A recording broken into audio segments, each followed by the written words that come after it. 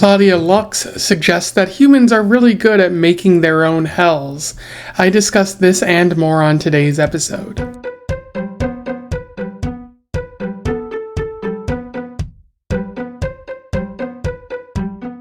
Welcome back to Around the Weird, a booktube channel where I talk about all the unusual and out of the ordinary literature that I've found in my travels.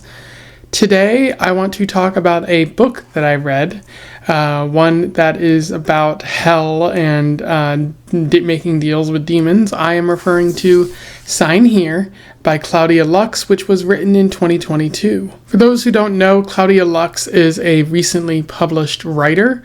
They've been writing, or this is their first book, in essence. I don't know too much else about Claudia Lux. Her website and even the back jacket of this doesn't really provide a lot of details. But I am very intrigued by this book, and I do think she's an interesting writer, and I'd love to possibly find more from her in the future. Hopefully she writes more books. And I also think I read that this is going to be adapted into a TV series, which I don't know how well that's going to go. This seems more like a movie than anything else, but I guess people want to, do TV because that makes more money these days or something like that. I also want to note that this is a Bevan book. It's one of the books that Bevan gave to me when she moved to India. And so this is me talking about another one of the books that she provided to me. Also, I should note that I'm going to not spoil the book in the summary section, but I might spoil it in the analysis section, so just be aware of that. I just encourage you to go out and read it and then come back and, maybe conversate or see what I have to say in my review here. But without further ado, let's talk about Sign Here. I will do a summary, a little bit of analysis, and we will move on from there. So Sign Here focuses on Peyote Trip. Peyote is a hell resident who frequently offers deals to humans on Earth. They're a demon, but they were once human, but they can no longer remember their former life. But they do have some vague understanding of their descendants, which plays a role in part of the story. They seek to make deals with other Harrisons, the family at the center of the story, for some unknown reason that we find out about later. We see them forming a partnership with Calamity Ganon, a woman who is a bit of a daredevil in hell, and seems to enjoy doing awful things and actively conspires with other peoples for a goal that Peyote doesn't initially understand. The story shifts focus to the Harrison family from time to time.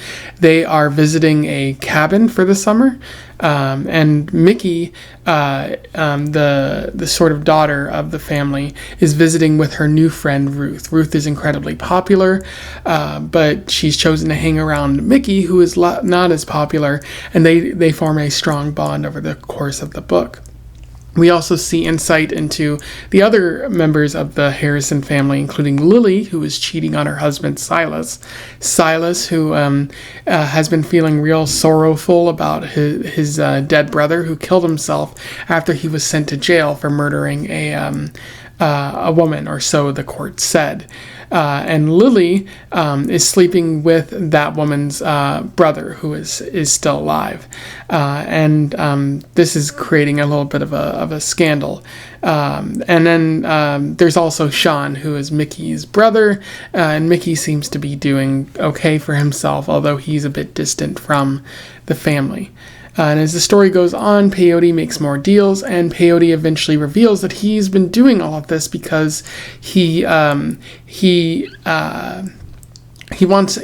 discovered a loophole in hell that if you make 5 deals with your descendants, you essentially get out of hell. You get a redo. It's a part of a strange loophole, but Peyote needs access to certain things and enlists the help of Calamity in order to do so, but it does seem like Calamity is trying to betray Peyote in the process. And eventually they stumble across a deal where a group of people are upset with a former coach who betrayed them, and they want to locate that person. They're willing to sell all of their souls in order to get it. And that's a big deal in hell, a big get. And so Peyote and Cal petition to use the looking glass, which will allow them to locate anyone. And so they end up using it to locate this missing person, but Peyote also secretly uses it in an effort to locate the Harrisons and also figure out more about their own past. And they think that things are turning out great for them, but Cal betrays them for reasons where we find out is somewhat related to her backstory, where she was raised in a cult and didn't have a really great time, and she's also looking for the same person that these mysterious group of men are looking for.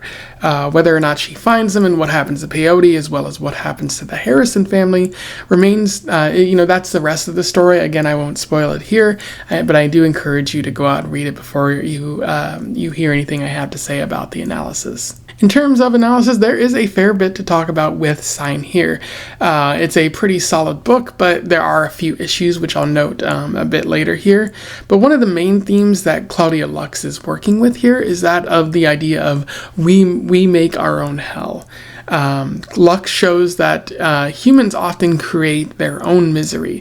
They don't need any demons or external third parties. They are perfectly good at creating problems for themselves. It's because, as Peyote notes, humans are needy.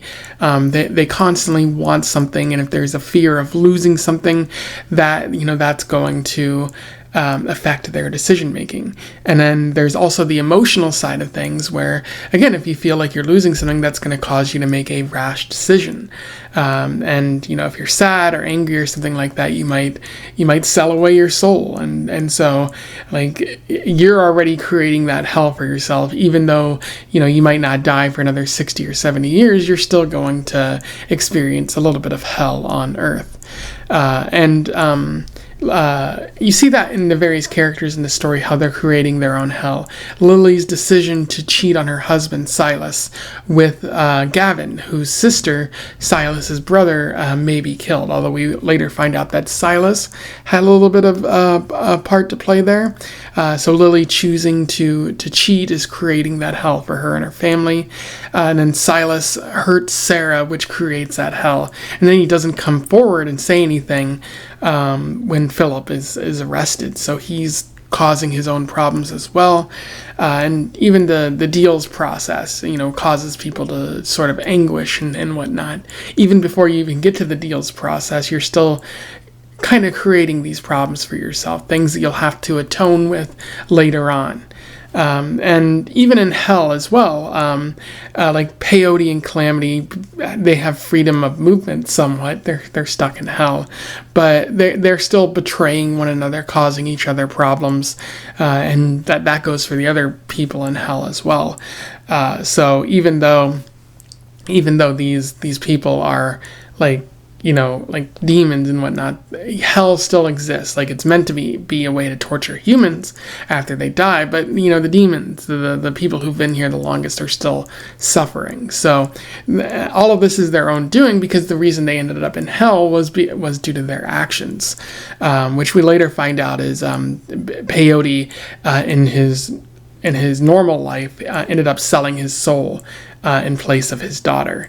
And that resulted in Peyote's death. Even though that's a good reason to, die and whatnot, Peyote argues, I've spent so long in hell, maybe that's all I can really do at this point. So maybe it's protective to be evil at that point, but he's still creating his own hell. But one of the things Lux specifically points out as sort of creating this hell is love, how we crave love as human beings. Again, we're needy human beings, and we think that love can save us or prop us up, but the moment we experience loss, that kind of tinges love, and we'll always be chasing a feeling that we can't quite realize anymore, that we can't quite have access to.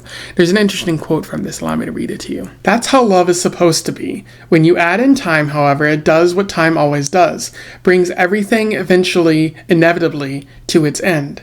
After loss, love is never the same. That is not to say you won't love another, maybe even more than ever before, but as you love them, you will mourn them. You'll try not to, of course. Try to say you never know, but you do. You know." And that's a really, really sad quote. Just sort of getting at how love can make us feel great. But even in the paragraph before, it's like love makes us feel great. But the first time you fall, the first time you sort of stumble in the process of love, it really hurts, and that pain kind of never goes away. And so you can love as much as you can, but the moment you experience loss, you're going to realize that love is temporary, and you're going to keep fighting for it and fighting for it and fighting for it. And you're not going to be able to enjoy love as it actually is. That happens to Gavin in this story, because at the end of the story, we find out that he's basically set up a scenario where he's going to kill Silas's entire family because he knows that Silas had a part to play in the death of his sister. And it's clear that his love for Sarah has been torturing him all these years. He hasn't been able to move on from it, and even though he's with Lily, he's not able to love her fully because, again, his mind is elsewhere in this story. So this love is a bit of torture. Even one of the great things that human beings can experience brings about a little bit of suffering. I don't necessarily fully agree with that, but that is what Lux is arguing here, and it's certainly an interesting way to view love. It brings a bit of nihilism to the human experience, because a lot of people say that love is the be-all, end-all, that love provides the ultimate meaning, that it can kind of withstand the worst things that the world has to offer. But with Lux here, I think they're saying no, that's actually not true, that love is fully capable of kind of breaking down. And even the strongest love, will eventually end, and you'll be left with nothing, or a fraction of what you had before. So a kind of depressing way to view it, but certainly it's interesting writing for sure. Claudia Lux also poses the question, who goes to hell? Specifically, why do people go to hell? Or again, this is a question of how we make our own hell. But the typical thought is that bad people go to hell. They do bad things, so they go to hell. They are punished for it. But Lux points out that bad actions can be done by good people. Not necessarily an original sort of thought, but it's sort of the underlying sort of theme of this story of people doing bad things even though they're decent people. You see that with Mickey and Ruth in this story, where they're lying to one another, and Ruth kind of teaches Mickey how to cut herself, which isn't that great. That's not what you would do for a best friend, but that's really all Ruth knows how to do, because her father, at which we find out is Gavin, hasn't really been that supportive in her life.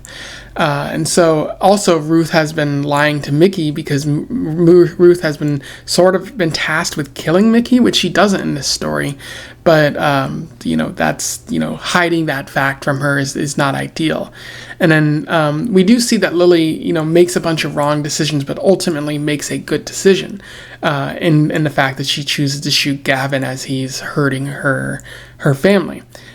She chooses the family over Gavin. And so, you could say she's made a bunch of wrong decisions, but her heart was in the right place. And so she ultimately chose to protect the family.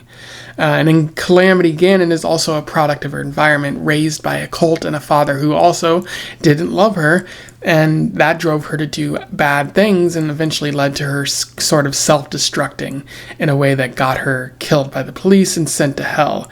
And yes, Calamity is definitely responsible for her actions, but she never really had a lot of autonomy in her life. And so you can say that bad people go to hell, but then you're ignoring that Calamity isn't truly a bad person. They just didn't have the guidance that they possibly needed.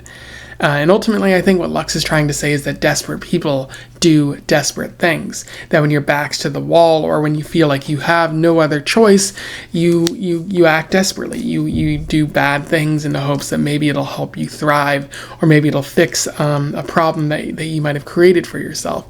But unfortunately, as Lux points out, that's not always the case. Another interesting aspect of the story is Lily's journey in particular, and her protective denial that exists that allows her to sort of move beyond the awful things that have happened in her life. Lily is passive to protect herself from life's pain, as we see in the story. Lux kind of highlights that Lily was sort of socially abused or emotionally abused by her mother. And then she entered into a relationship with Silas, who maybe wasn't the most enthusiastic about it. And she kind of knew that he had a thing for Sarah this entire time. And then she kind of knew that Silas was responsible for the death of Sarah. And so, she's kind of forgot about that in an effort to protect herself, to kind of smooth things out and not have to actually engage in the world around her. And there's a very fascinating quote that kind of highlights where that started for Lily. Allow me to read that to you. That day in the pool was the day Lily stopped thinking of herself as a solid person. She had traded her dreams for her mother's and then attached herself to Silas, looking to him to keep her afloat, and when he couldn't, she turned to Gavin. Because the world had told her that if she sacrificed as much as she could, if she kept herself small and quiet, swallowed back her questions and angers and fears, she would eventually be light enough for someone else to carry. And you see, that's a very fascinating quote, just because it sort of suggests that Lily kind of had to dim her own light, had to sort of just abide by other people's rules in order to, as they say, sacrifice herself, sacrifice who she was as a being, because if you stood out, you might get cut down in a very painful kind of way. And now you could argue that the resolution to this is Lily shooting Gavin, is making a decision for herself and choosing to stand out and be a part of the world rather than observing it passively. But I also think that there isn't that great of a resolution to this. Simply shooting Gavin isn't enough of that. She has to play more of a role in her family's life. We don't exactly know what's going to happen because of the ending, where Peyote kind of travels back in time and chooses to live their life.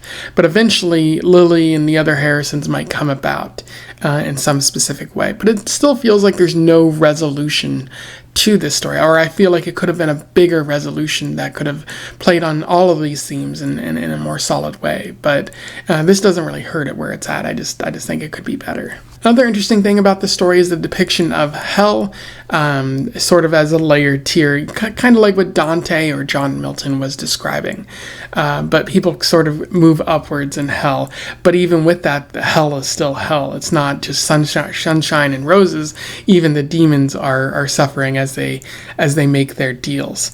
And it's a really sort of fascinating sort of environment. It really adds to the overall story.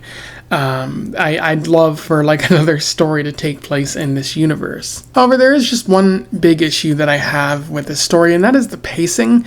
I do think it takes entirely too long for the paths of these characters to cross, specifically with Gavin only showing up at the very end of the story, also with the demons, Peyote and Calamity, not really coming across Mickey and Silas and them until far later in the story.